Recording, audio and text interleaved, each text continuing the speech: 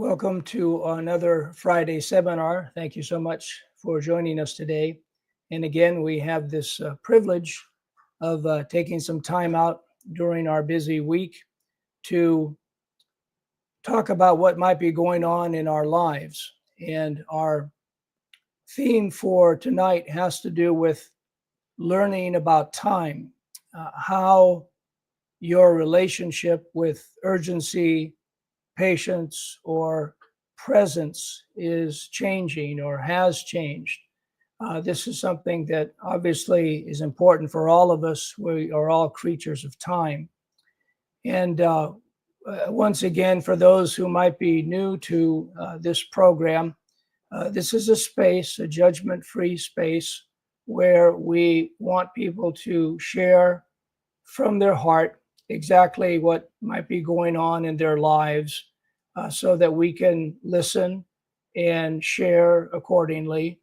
And so we are grateful that God has provided this time for us.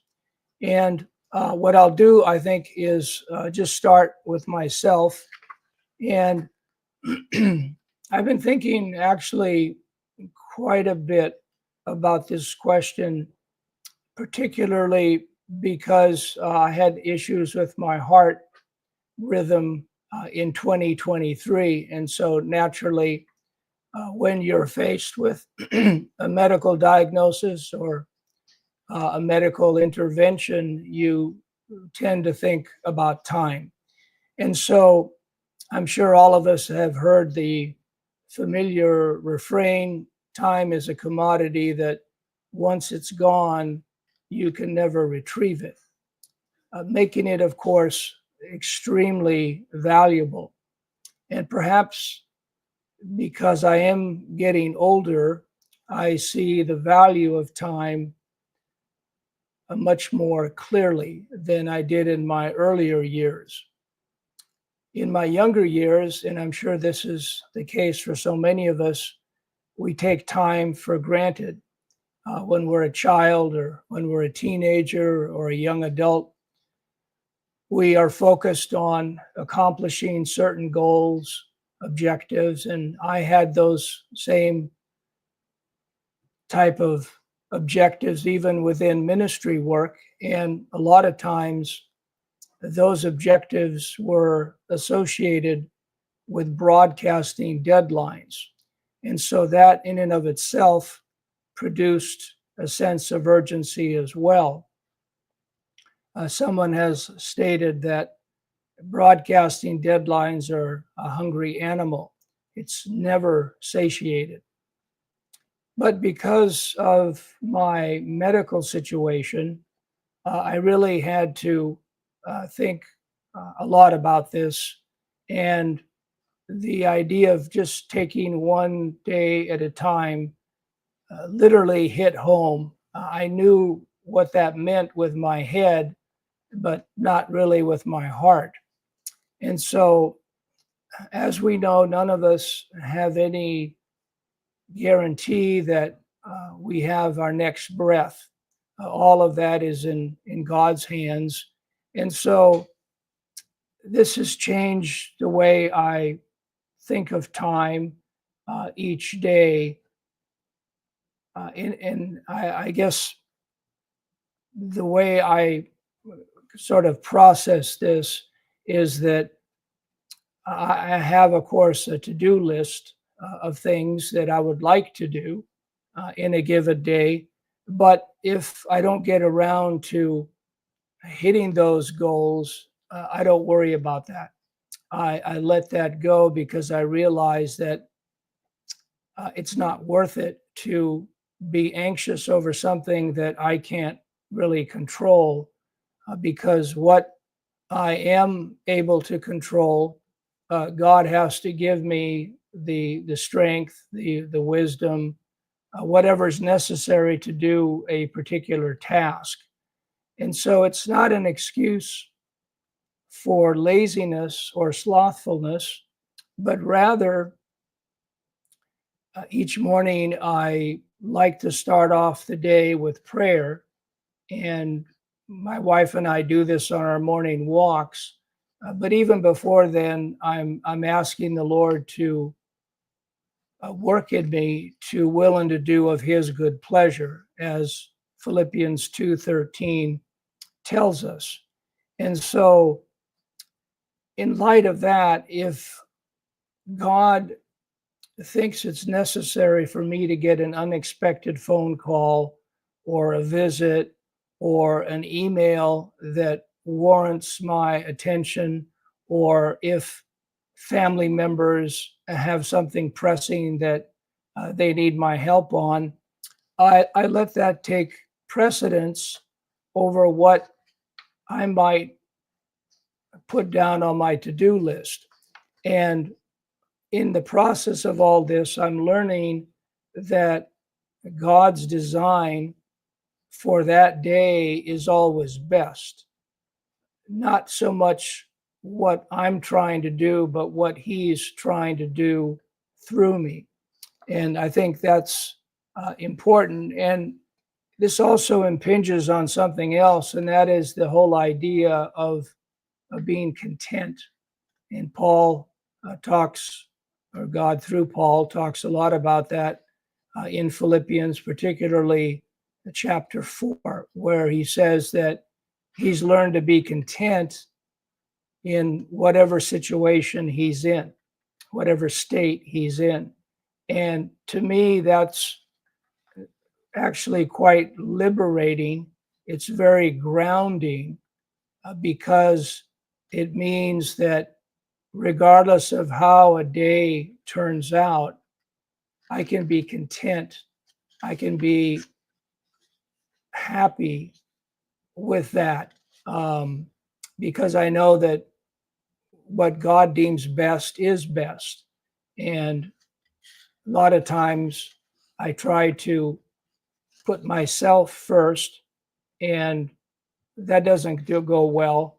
It's always best to relinquish whatever we have, whether time or energies, resources, gifts, whatever we have. It's always better to relinquish that to the Lord and say, okay, Lord, what do you want me to do today?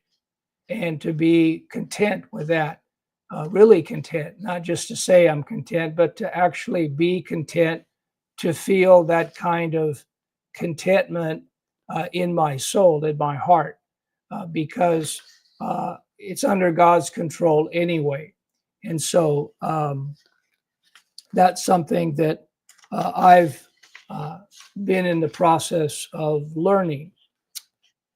Does anyone else have anything they'd like to share regarding time, or how you deal with time or process time, or what you have learned in the past, or what you're learning now about time?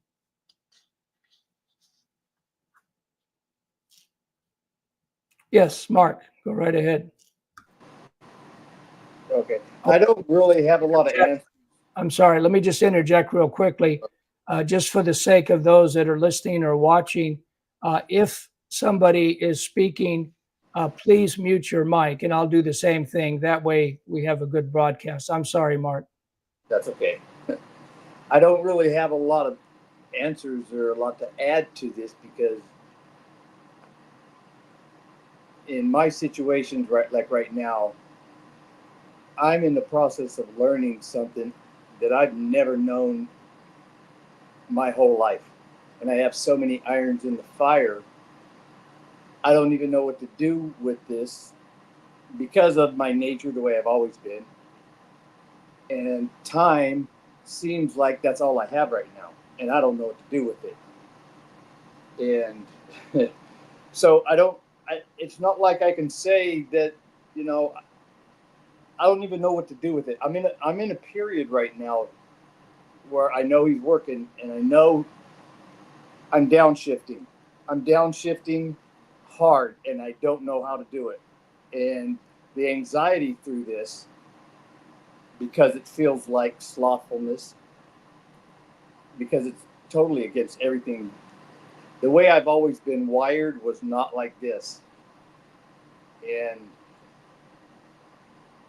the ups and the downs of it.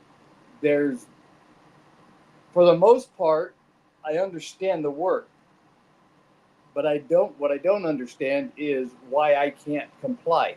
I don't understand that. It seems simple. It and I can have feelings of it, and then parts of the day I'm wound tight like a top again, and I don't know how it came on me again. And I don't so now I have to find things to do in my day because the fact of it too, because I'm by myself. I mean, normally I've always had somebody. I can go, even family, I can go visit somebody or I can go do something, and that would use up some time. Now it's just me. It's just me and God. And I do what I can. I have a nice lake that we live on, and it has a hiking trail all the way around it. When I get too, when I get too wound up and don't know how I got here, I have to hit for that trail. That I just have to because that's all I know what to do from there, and it'll take a few hours to get back to there, but I'm glad that I have that. Um, and then there's even as far as my career, I have so many irons in the fire. I'm switching careers, and I have something started, but it's not coming before the other one falls, and the anxiety of that. And a lot of the time, I'm sitting most of the day in my thoughts, driving myself bananas. And a lot of it, my anger will show up, and then it's right there in your face. There's your anger. Okay, now you're revealing yourself. It's coming out. What are you going to do with it? And even at that point, I don't. Well, okay, what do I do with it? What do I do with it? I don't know what to do with this. So again, I have to go out and do something. So being on 5 acres, I can go find something to do. But even with my recent hip injury, I'm limited to that now. So even that's being taken. The physical things that I can do, I'm finding, and it's almost like, okay, I'm just got to sit here and just sit. Be still. I'm trying to learn how to be still. I don't know what that means, and that's where I'm headed. I know he's working stillness in me. Uh, surrender, stillness, but to be content in it, I struggle with it. And it'll take more work. It's got to take more work, and I just go through the highs and the lows. But I don't I don't have a confirmed solution on even how to go about it. So that's Are you able? You are able then to walk around the property yeah. with your hip the way it Yeah, is? I can get up and walk, and I can actually do things. I can still do things.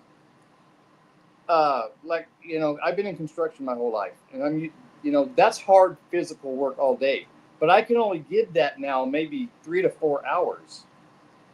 Then, then I can't, and I know that's my age catching up to me, and I'm not used to that either. I'm getting shocked about my age. I'm realizing my limitations of my age, and I'm having a real hard time with it because it just seems like just a few years ago I can go, and all of a sudden I just can't go. I and that's a tough, you know, realizing your limitations because of your age when you're so used to being physical.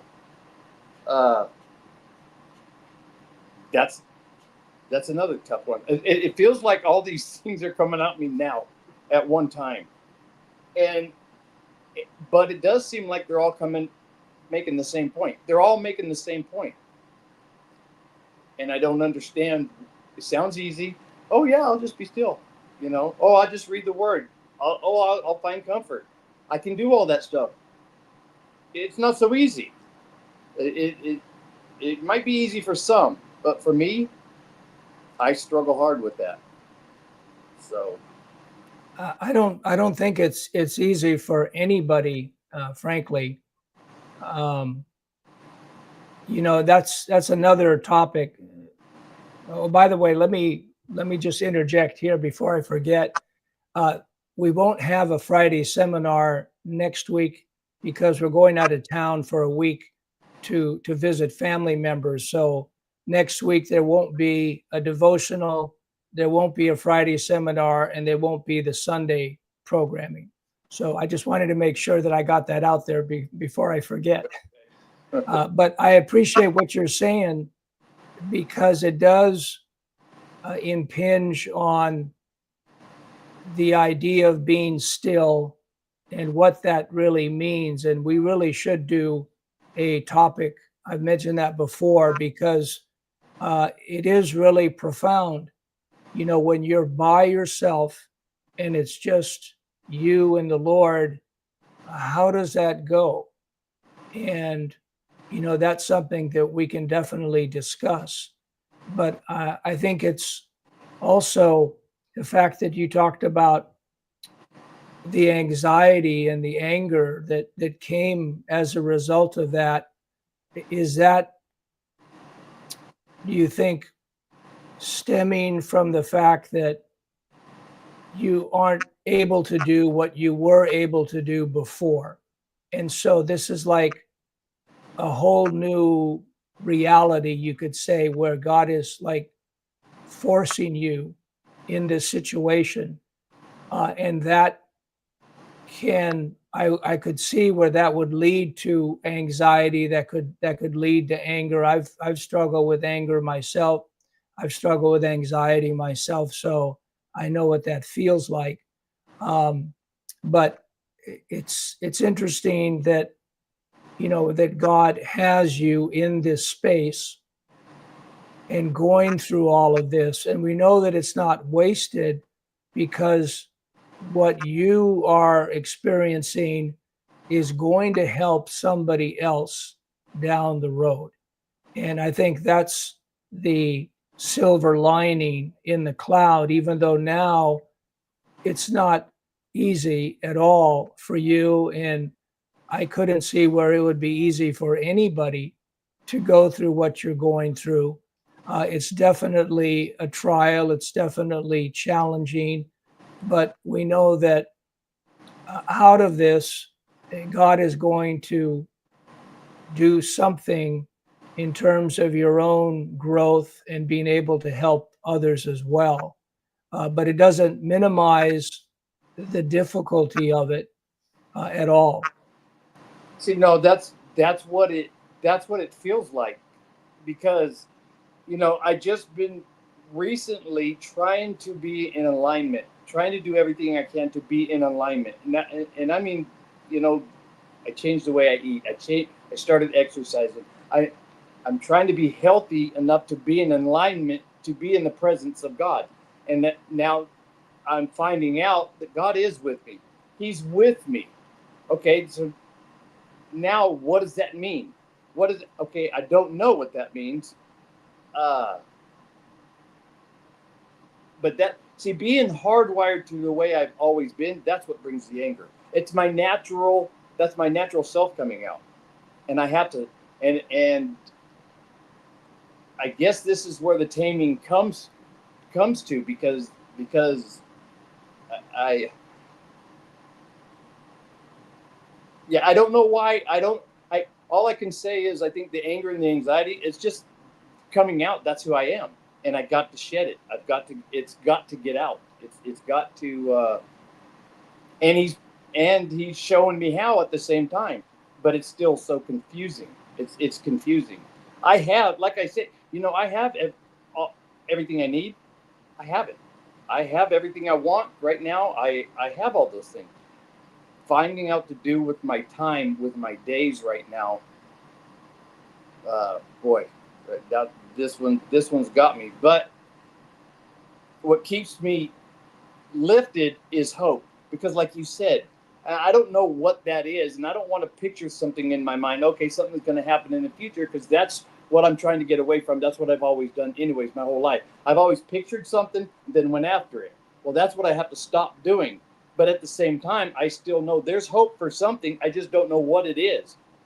And by nature, I'm going to want to know what that is. I got to scratch at that to understand. Wait a minute, you got to show me what this is. And he's telling me, I'm not showing you. I'm not showing you. And that's where The not knowing is probably the biggest part of the anxiety, because I've always had a plan. Always. I just thought that's what you're supposed to do. I never knew you wander aimlessly through life. Uh, so now I'm being, rewired. So, Yeah, I think you hit upon a really good point, and that has to do with learning that He is with us, and that's something that we also, I think, have a tendency to take for granted. We have head knowledge about that, but when it comes down to, for example, in your situation where you are literally confined in a sense to be doing that, it's not like you can get out of that situation easily and do other things like you would normally do or have done in the course of your life. But here God has you in a special situation where He is perhaps showing you more of Himself and how He relates to you, how you relate to Him through the scriptures, through His word. And it's a way of unfolding more of Him to you. And I think that's a wonderful thing, even though it has its, of course, its challenges, because it's easy for me to say that, but I'm not in your shoes, and so I can only go by what you're telling me, and yet I know that because of the pain involved with this, that there's going to be growth, because whenever you can't have growth without pain, it just doesn't work that way. And so in a way it's a great blessing, but I don't think you might not see that right now. It's very difficult to see that because you're in a situation and it feels like the farthest thing from a blessing. And yet, you could almost say, well, this is a curse. This is like what happened to Job. He lost his children, he lost his health. I spend a lot of time talking to myself like that. A lot of time. Yeah. That's where my mind goes. See, I'm not, most of my working career, I owned a business, construction business, and it was always something. There was always something. My time was filled all the time, even at home. Afterwards, when you own a business, your deadlines and all these things, there's always that. And to come right out of that, I'm not good with gray areas. Even when I was a kid, everything to me is black and white. You got to have a start, you got to have a finish, you got to know it before you go. And man, this is all unraveling on me. I've got to understand what gray means. I guess it's not gray, it's weight, it's sit. But man, this is really, really, really something. Even when I try to come out and I think I'm doing it God's way, like it was a while back ago when I built relationships back up with my kids, and I tried harder and thinking this is what God wants. I must be on the right path because this is reuniting me with relationships with my family, and that again ends up to me being acknowledgement to where sometimes what God takes away, and I try too hard to keep holding it. He's got to pry my fingers from things because I keep trying to hold it. So, so even when I think I'm going in the right way, but it's the actual part of being still. So, that means be still. I try not to put myself out there. I put myself out there too much. Well, I didn't think it was too much. I thought it was normal. But I can look at it now at times and sit when I'm by myself. It is too much. Why? How much better would you feel if you not interject yourself into situations that you think you're helping? How much better would you feel? Well, actually, you'd feel a lot better. Because you're minding your business. You know, uh, it would be simpler. Things would be simpler. It's like I always need chaos in my life, and he's trying to take the chaos out of my life, and I'm just squeezing as tight as I can, holding on to every last bit of chaos that I can, by nature. So, hopefully, through the end of this, he'll turn this sorrow into dancing. So I don't know what that looks like either, but that's the only thing that can keep me from going overboard, I guess. Lost in myself.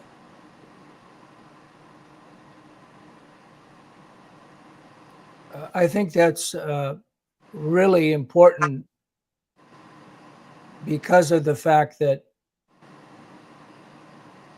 you recognize that God has you in this situation. And I like what you said about there's going to be dancing, okay, in the end.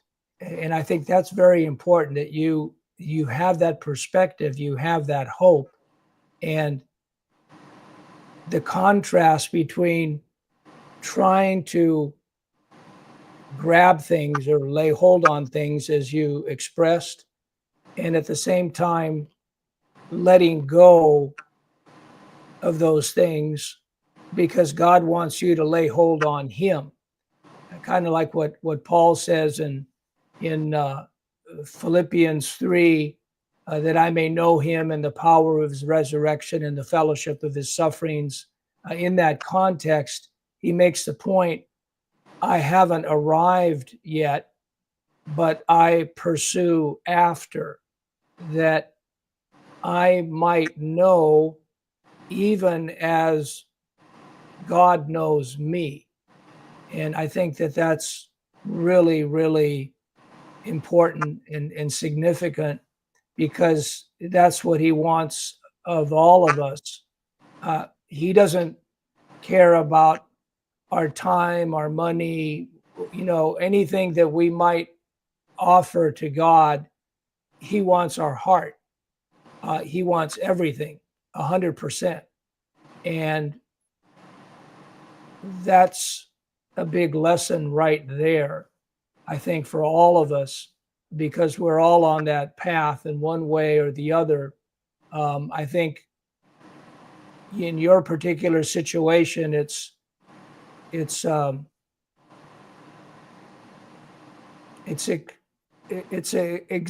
what's the word I'm looking for? It's highlighted because he has you in a specific situation. But I think the idea of, as you mentioned, the hope, and we have to realize that he is our hope. We don't have any other hope outside of the scriptures, outside of him. He is our hope.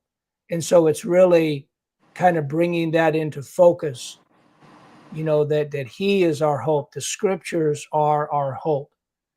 And I think that's important to have that perspective, because I think with that perspective, it's easier to relinquish, or at least it makes it somewhat easier, not altogether, because if a person is not God has to bring each of us to a point where we are willing to relinquish whatever it is that we're trying to hang on to, and realize that he is all we need. It's sort of like that passage in the Old Testament where it says, whom have I in heaven but thee, and there's none on earth that I desire beside thee.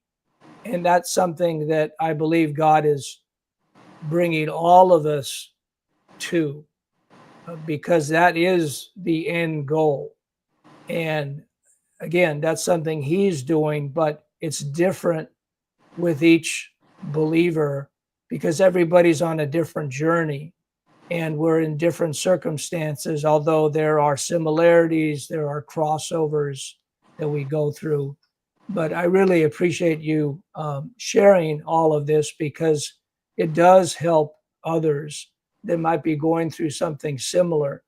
And I'm always, blown away by how God doesn't waste any of our experiences, but He repurposes them for somebody else. And to me, that is so awesome that He can do that.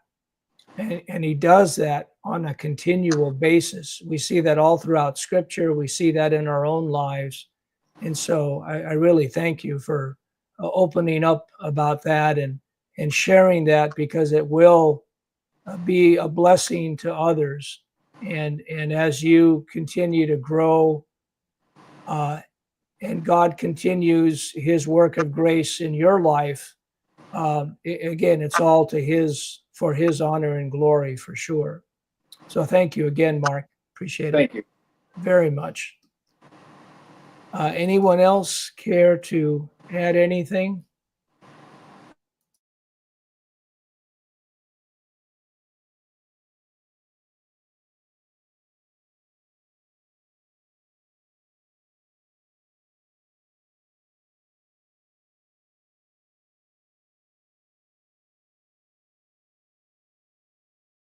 Mandy, I'm sorry, go right ahead. Yeah, I had a few things to share. Listening to Mark, I just wanted to share something my doctor told me before she passed away with breast cancer, that a lot of people, she has different kinds of patients. One thrives on stress. They need the stress, they need the action, they need the go, go, go, go, and they thrive on that. And then there's the other patients that they do not do well with stress. They get sick, they get tired. And so I guess it depends on your personality. I'm the one that doesn't do well with stress. But talking about time, I was thinking right away of Mark, not you, Mark, but Mark in the Bible. Mark 13, about verse 20. He has shortened the days, because I don't feel like I have enough time. I'm the opposite of Mark. I feel like, where did the day go? Where did the time go? At the end of the day, my son and I always read the Bible, and we look forward to that. That's our bedtime story. I mean, we just crave that. And lately it's just been squeezing and squeezing, and we get less time, and we eat dinner late, and people come over, just like what Gunther, you were talking about, Gunther, about just, you never know what's going to happen. God's going to have a phone call, or somebody's going to come by and stay for 9 hours, or your daughter's going to call you and need to talk to you for 2.5 hours because she needs you, and you have to give up that yoga class, or you have to give up your whole day. And I think that's really good to put into perspective about what are we supposed to do on this earth. And Jesus said, whatever you do to the least of my brethren, you do it unto me. So when you get that phone call, when you get somebody coming over and they need that hug, or when somebody just needs a smile at the grocery store, like today, I saw a lot of people that looked really unhappy, and we kind of crashed into each other in the supermarket, right, with our carts, and they went, "Oh, I'm sorry." I went, "That's okay," and I big smile, and they were like, "Oh, somebody's nice." You never know what you're gonna do to give a little bit of love to this world that's so cold right now. For me, I tried to do lists, like, I gotta do this, I gotta do this, I gotta do this, and then I would hardly check anything off, and I felt like, well, is this really a good thing to do to manage my time? And then I realized maybe I have time blindness. Like, where did the time go? It's already 1 o'clock in the afternoon, and I didn't do anything that I needed to do because I was so focused on something else. So it's a good topic to talk about, because I think the most thing that I struggle with is, I mean, there'll always be a time of prayer where you know that it's just go to your room or go wherever you need to go. A bathroom for me, because the bathroom was all the place that I could be alone with all my kids. But That's never a problem for me, is the time spent to just pray. But for me, it's just at the end of the day when I need to spend time reading the Bible with my son, that's getting more and more difficult. It's like there's so many, I need to manage my time better, I think. Because I always tell Aaron, I say, we need to seek first the kingdom of God, not last, seek last the kingdom of God, at the end of the day. It's good to do that before you go to bed, but I guess I'm just having time managing my time. That's kind of where I am right now, trying to figure out how to manage my time when there's so much. I just feel like the days are shortened, even though it's the longest days of the year right now in summer. I just feel like there must be a way to manage time better. I don't know. That's where I'm coming. I appreciate that. Yeah, I mean, it's a great point. Time management is something that we all can use, Yeah. and you look at how Jesus operated, with his disciples. A lot of times they were going, ministering, and then Jesus told them, you know what, we need to back off. And they would retreat to a quiet place to get rest, because he realized the problem with burnout. And a lot of people are burned out with their jobs or relationships or situations that they might find themselves in. It's kind of funny when you said that about retreating to the bathroom. It reminded me of, and I forget who the wife of this particular preacher was, famous preacher, but they had a large family. And what the wife would do is she would put her apron over her head. Okay, she had a long apron. And so whenever the kids saw her with the apron over her head, they knew that mom was praying, and leave mom alone. So I thought that was really cute, how she did that and carved out that time, to just be with the Lord. But it is a true point.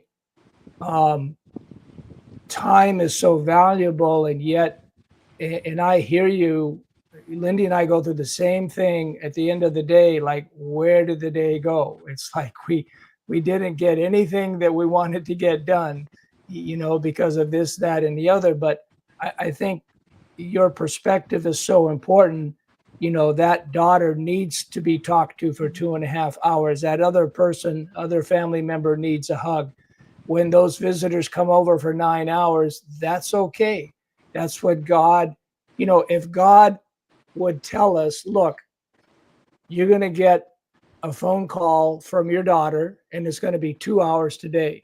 You're going to get an unexpected visitor for 9 hours, and so needs a hug. Okay, this is coming your way today. But God doesn't do that. He just lets it unfold. But we have to take that from his hand, that this is what God has ordained for me today. And if this is what he has ordained for me today, then I'm going to be content in this situation. And I'm going to give this top priority, because it's becoming the priority. And I think, people are so important. And a lot of times this has to do with people. And again, this takes us right back to the first and second commandments. Love God with all your heart, soul, mind, and strength. Love your neighbor as yourself. So whether your neighbor is literally your neighbor next door, or someone in your family, or someone else, it doesn't matter. Everybody's our neighbor. And so how can we not love them? And you quoted that verse, which was very important. If you've done it to the least of these, my brethren, you've done it unto me. And that's what the sheep did. The goats did not do that.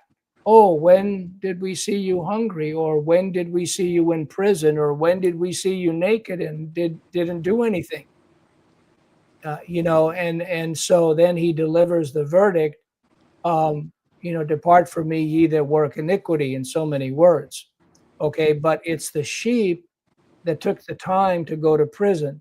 And of course, there's spiritual imagery connected with all of this. It all has to do with giving the gospel, but also there's a practical side to it.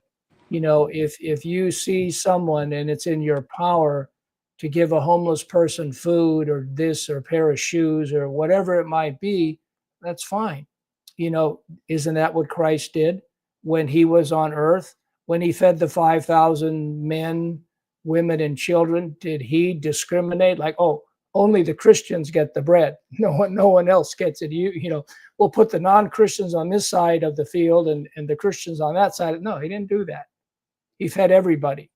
Okay, because that is the demonstration of God's love for his creation. All right, now, and so that's interesting because that's how he operated, and so that tells us a lot about how we should operate as well. And thank you very much. I appreciate you sharing that. Yeah, one other thing is just to follow up on your at the end of the day, what I've been doing when I have been feeling like I didn't get everything done. A friend of mine just recently said, "Are you a Martha or are you a Mary?" If you're a Martha, you have your trouble about many things. You're worried and troubled. You have your anxiety. Or are you Mary, where you're sitting at Jesus' feet? And that's the most important. That God will always give us a new day, depending if it's His will. But that's why he says His mercies are new every morning. And I always wake up saying, thank you for another day of mercy. What can you teach me today? So anyway, I just wanted to share that. Yeah, thank you. Amen. That is really powerful because you're right. That example, I think what Mark was saying, he was just sitting, figuratively. That verse came to mind, and then I forgot about that, and then now you brought it up again. Because that's exactly what Mary did. She sat at Jesus' feet, heard his word, and Christ commended her. Even though obviously he loved both Martha as well as Mary, but he was making the point to Martha. And I think a lot of times, we shift between these two characters. It's easy to be anxious like a Martha and to be concerned about all kinds of stuff that's going on, like Mark was saying, the chaos around us. And we can devote ourselves to those pressing issues. And it's not necessarily that those are bad things. A lot of times those can be good things. But what is really best? The best is what Mary did. She sat at Jesus' feet and heard his word. And a lot of times that's something that that the Lord has to work in us to see. I want what's best, just like in the transition from 1 Corinthians 12 to 1 Corinthians 13 says, I show you a better way. And of course, that better way is love. Exactly what we're talking about here. That better way is loving God with all of our heart, soul, mind, and strength, and loving our neighbor as ourselves. And so thank you very much, Mandy. Appreciate those comments. Jim has a verse to share, Romans 10:28. Let's go there.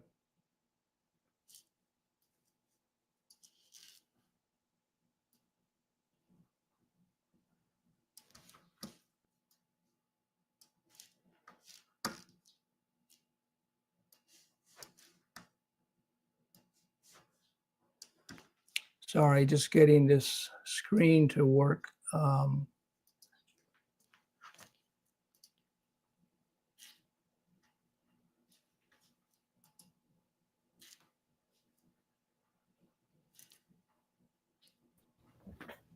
Gunther, there is no Romans 10:28.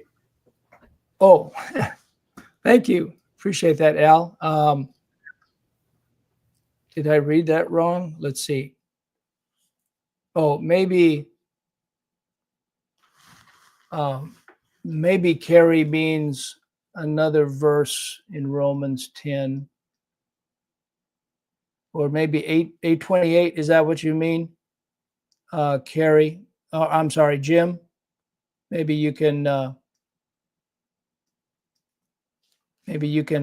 help us with that. But he also says sometimes God takes us places we may not want to go, but it's to bring him glory.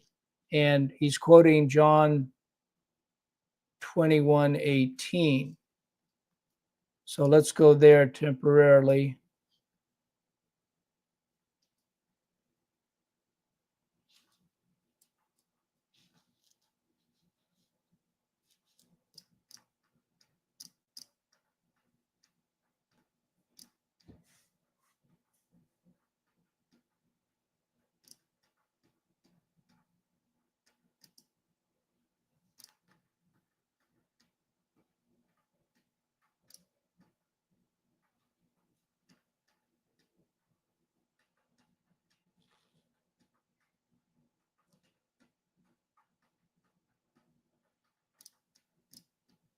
Actually, Al, do you have it there? Can you look that up, please? John 21:18.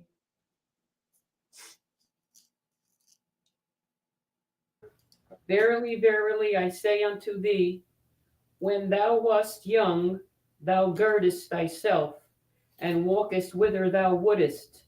But when thou shalt be old, thou shalt stretch forth thy hands, and another shall gird thee, and carry thee whither thou wouldest not. Thank you, Eileen. Appreciate that. And that's a great verse, Jim. Thank you so much for sharing that. And let us know about the Romans 10. Yes, go right ahead, Al. Yeah, just to try and build, Gunther, on what Mark and Mandy were talking about. Until the last 4 months, I have had no time. And Tony and Eileen, excuse me, can attest to that. Even for me to get to the supermarket, they would have to come over and babysit Nancy for 3 or 4 hours, while I would go shopping. But suddenly, then, all of a sudden, I hit this brick wall, and now for the last 4 months, I have nothing but time, and plenty of time to waste. But in that time, I take these examples from a very godly woman, my wife. We prayed together all the time. And in James 5:16, I think, it says, the effectual fervent prayer of a righteous man avails much. And I just want to give an example to that.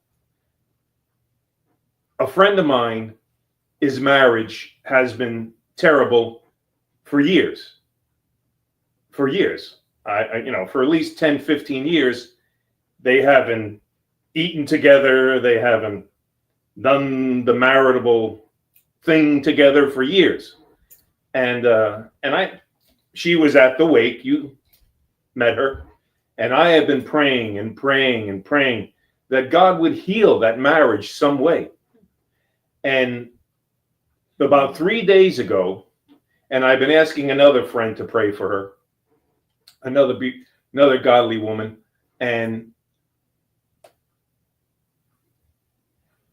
about, I'd say Tuesday, maybe this past Tuesday, she texted me and said her husband came into the kitchen and started chopping onions with her and mushrooms and was doing something with the chopped meat, and he hasn't done that in years. And today she texted me again and says, can you believe we're sitting together watching television? And I said, yeah, I can believe it. I can believe it.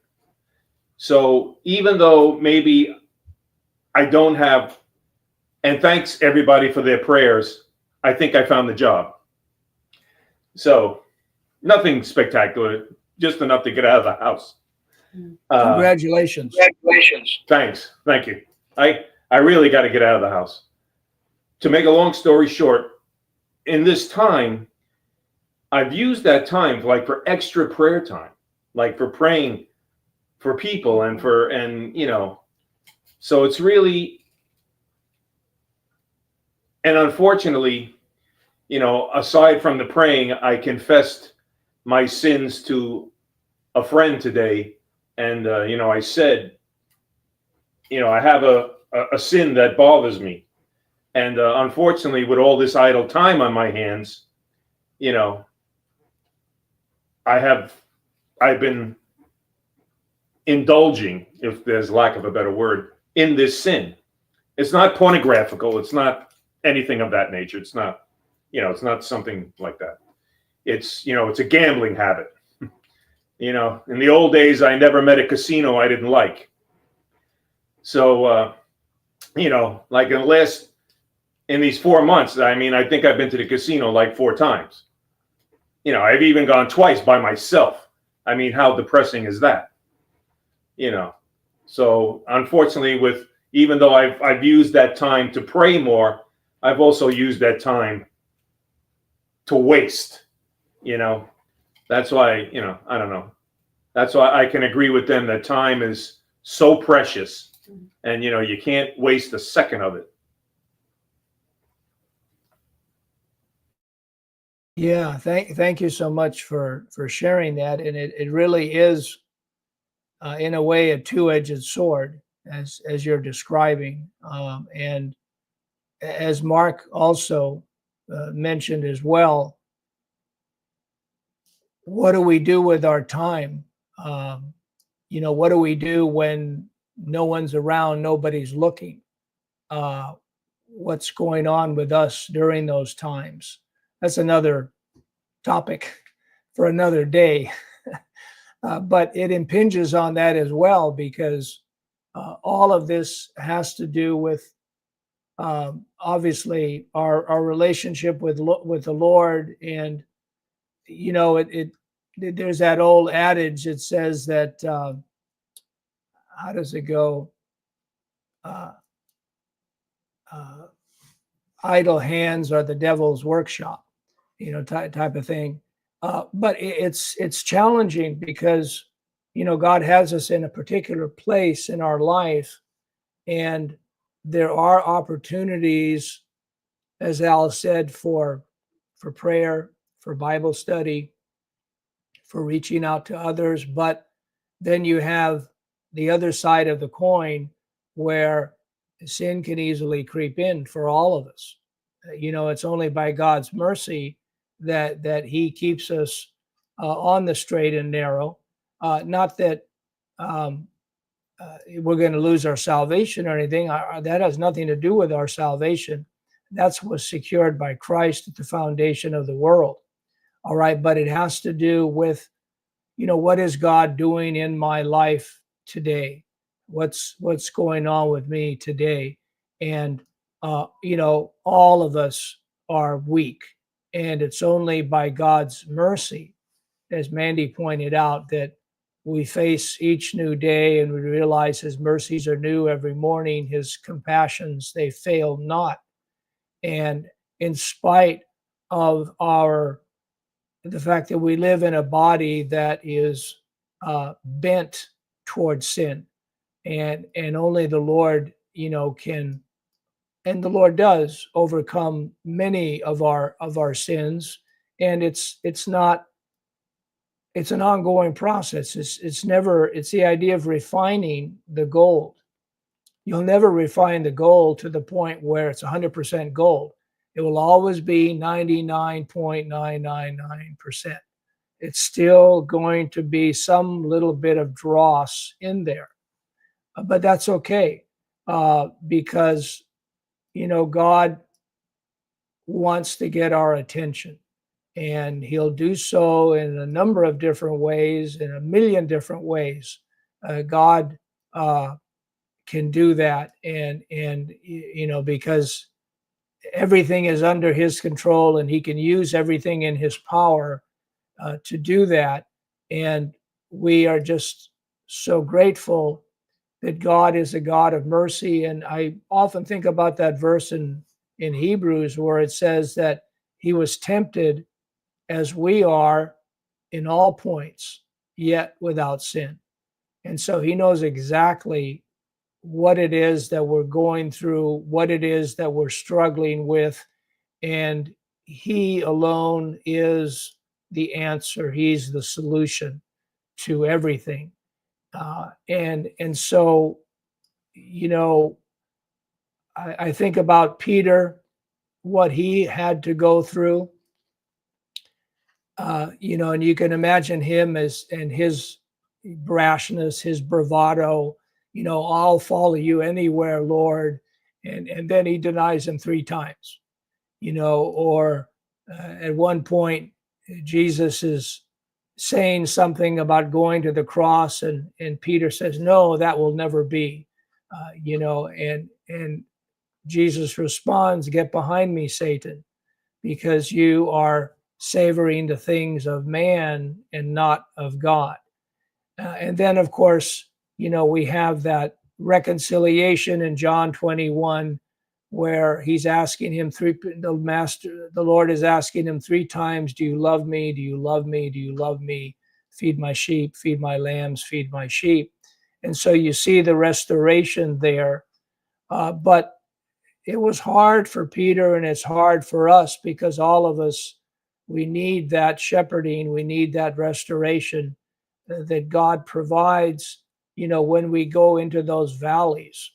And all of us have been there one time or another, or going through it now. But it's all part of the journey.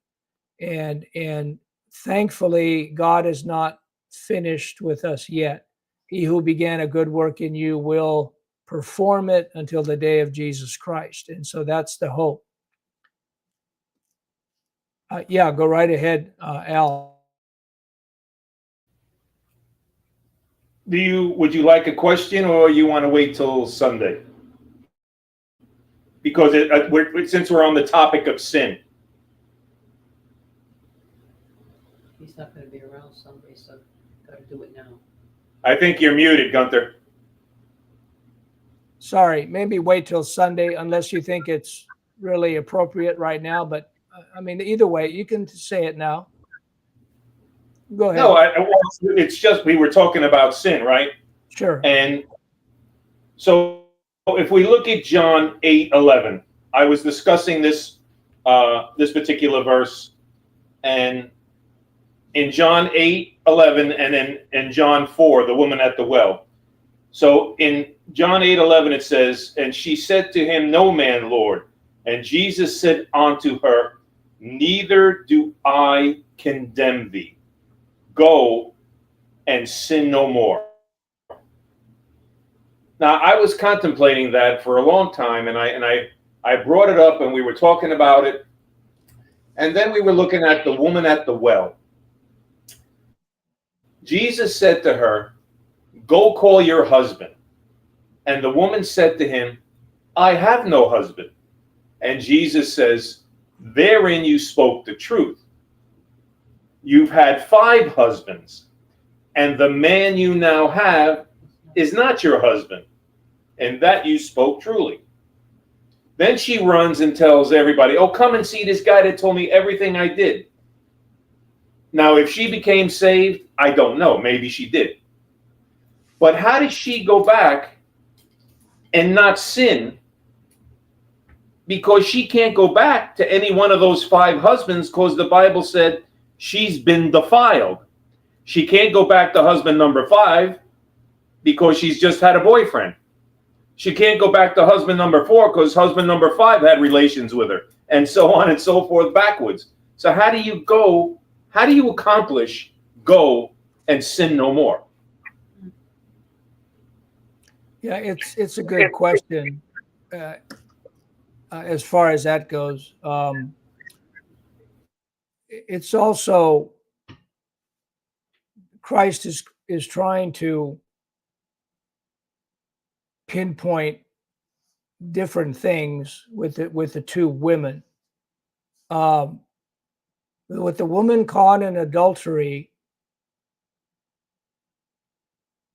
the Pharisees and the Sadducees or whoever brought her publicly,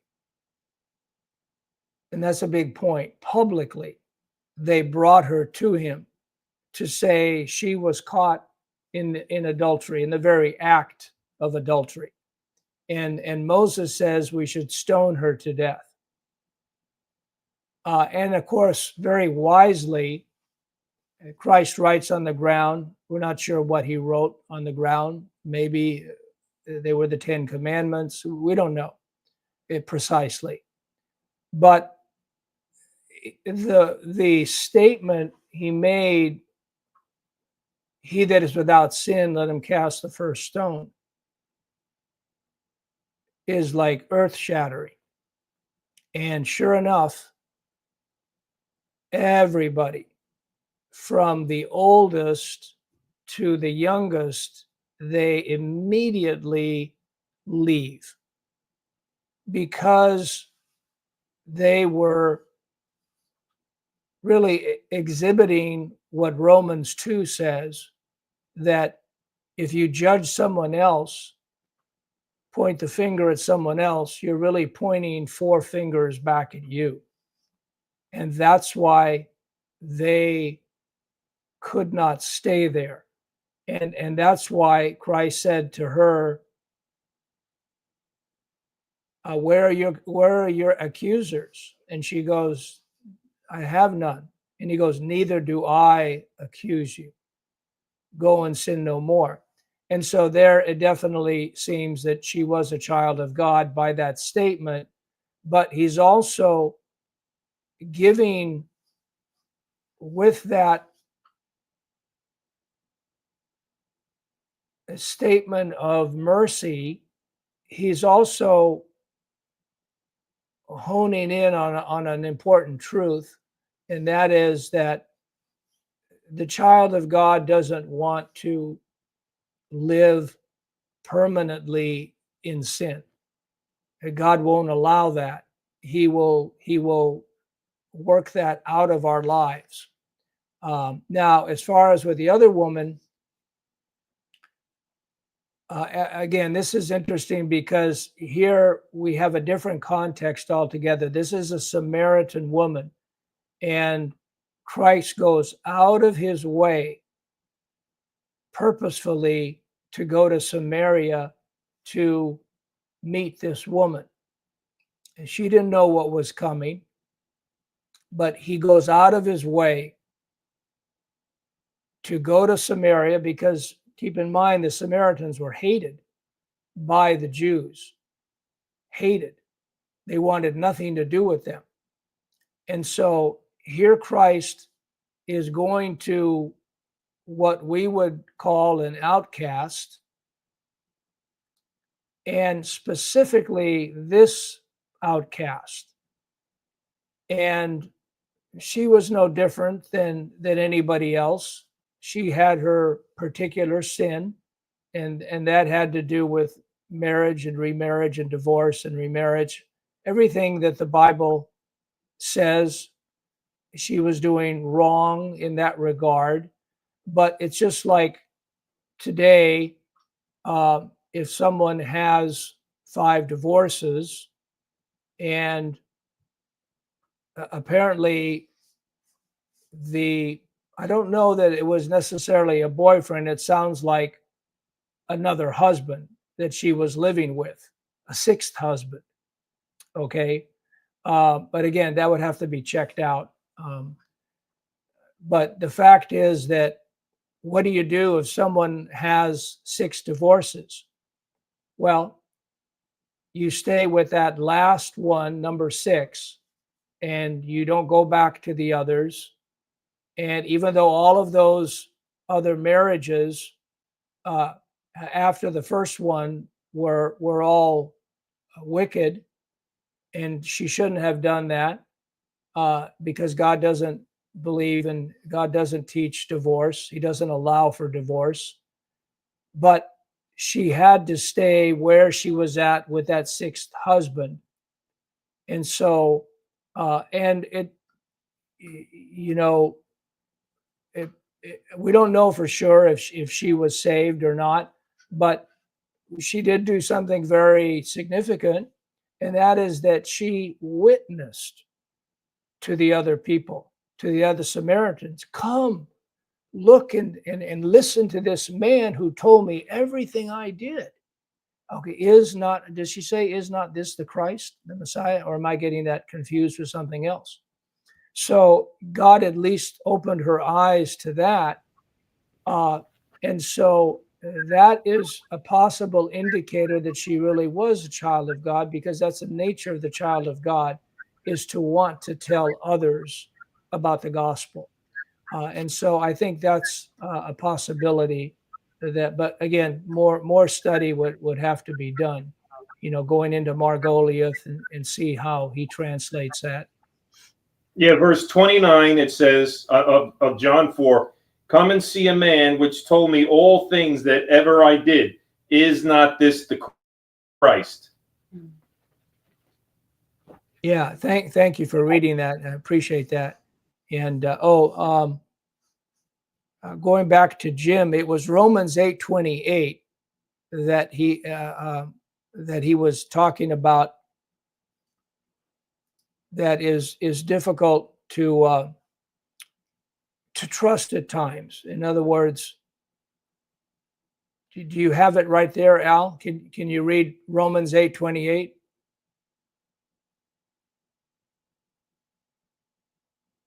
Yeah, thank you, Jim. Go ahead.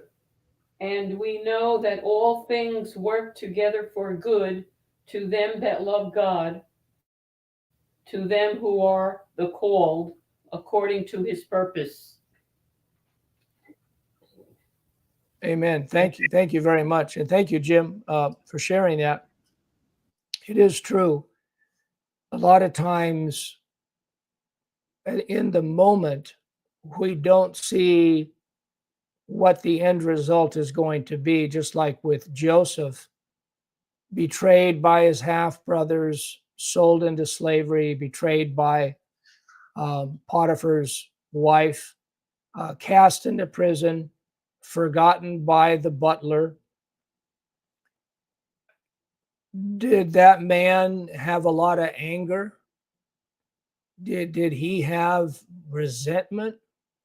It's hard to believe he didn't initially, but yet God worked that out of his life. God enabled him to see, as he said to his half brothers when he was reunited with them, you meant it for evil. He wasn't pulling any punches. He said the truth. You meant it for evil. You betrayed me. You sold me into slavery. You threw me in a pit and left me for dead, as it were, or made the impression to my father, who never got over it until he actually saw Joseph with his own eyes. Can you imagine doing that to their father? That they would lie like that for years. I mean, for how long? 20 years, I think. He was what, 17, and then he was 30, or is that right? He was 17, I think. 13 years. 13 years. He was 39 when they came, 37 or 39 when they came to Egypt. I thought he was 30. Yeah, he was 30 when he became governor. When he became governor. Until 37 or 39 that his father found out the truth. Okay, and so that's, what's that? 22 years. 22 years. Okay. 22 years they lied to their father.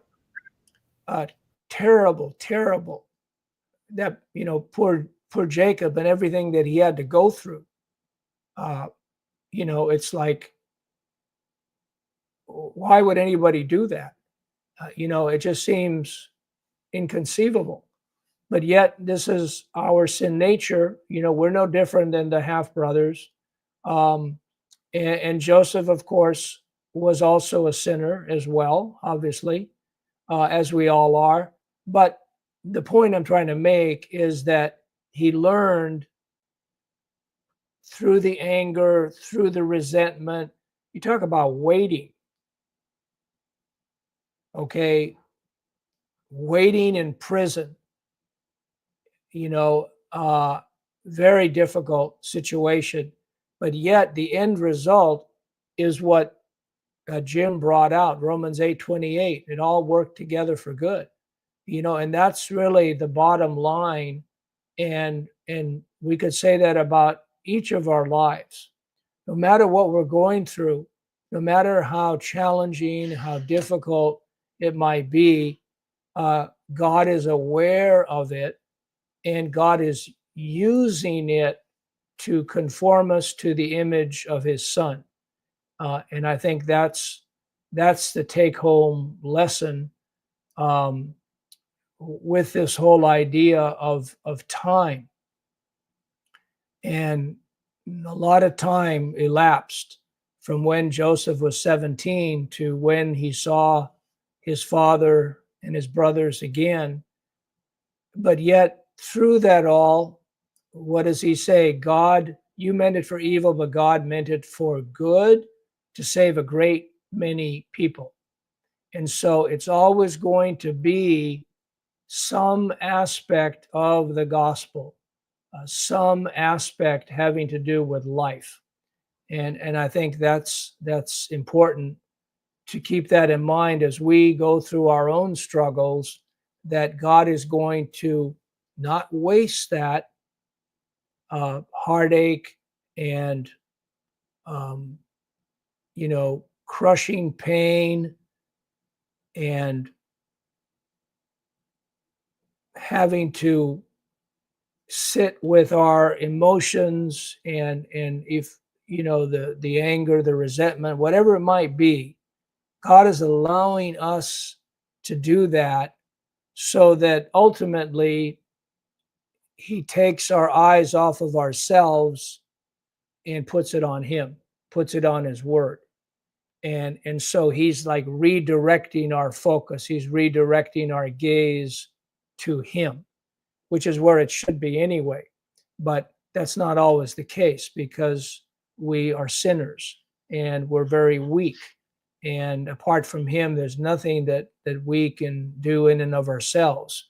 And so he puts us in a situation where we don't have an option but to do that. And so again, showing God's love, God's mercy in spite of ourselves. And so I think that's important for us to recognize. I don't know if anyone else has anything else they would like to add.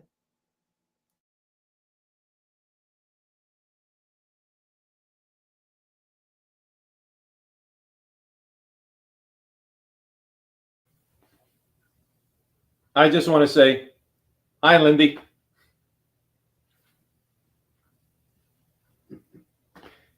Nice to see you.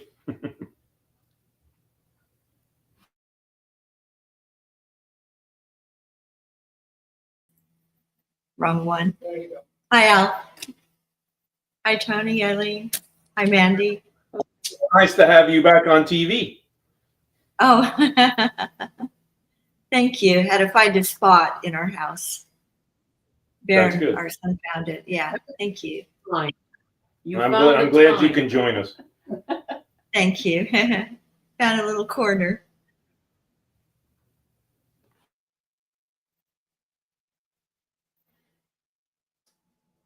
Okay. Well, if no one else has anything to add, why don't we call it quits?